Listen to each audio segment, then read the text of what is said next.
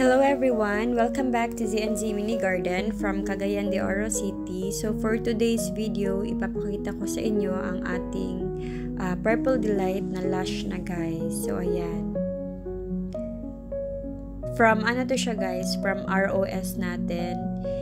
And inilagay natin siya sa large size na pot. Itong isa, hindi ko muna siya kinat kasi ang super pretty niya tingnan guys kapag ganyan nakalaki and ganyan nakalash. Ayan, nag-start ng mag-pinkish yung top ng rosette niya. Ito naman yung ating second pot.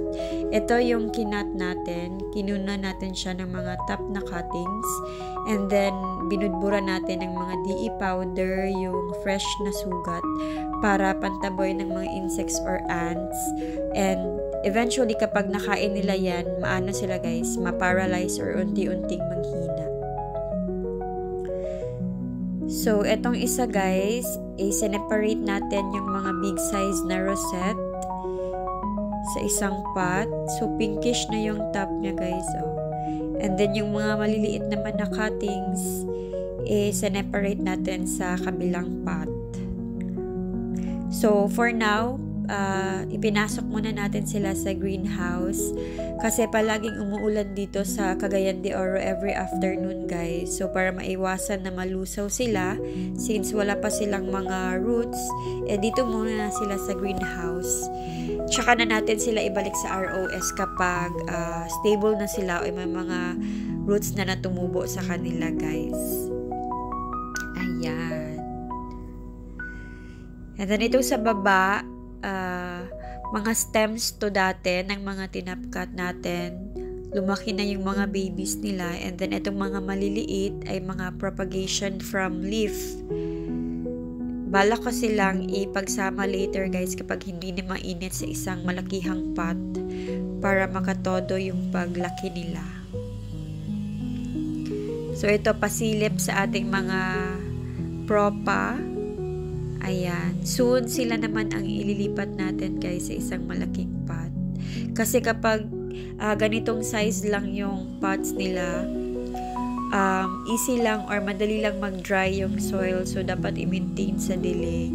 And then, eto sa front na vertical garden, update ng ating mga top cut na Super Bomb and Purple Delight.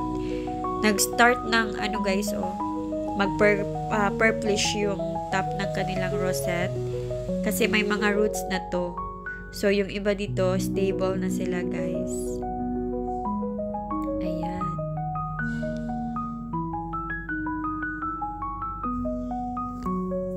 Ito naman yung update ng ating flat na garden na nasa rectangular pot.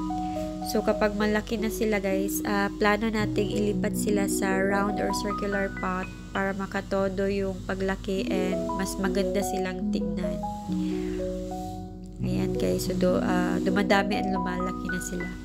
And since malapit na yung bare months, so palagi nang maulan dito sa area natin, kinuha muna natin yung shade net para naman mas mataas yung sun exposure nila guys para hindi sila mag-elongate and ma-maintain yung kulay ng kanilang mga leaves. That's all for today's video guys. Don't forget to like, follow, comment, and subscribe to our channel.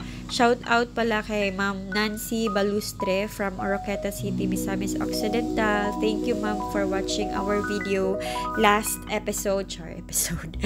So that's all guys. God bless and bye-bye.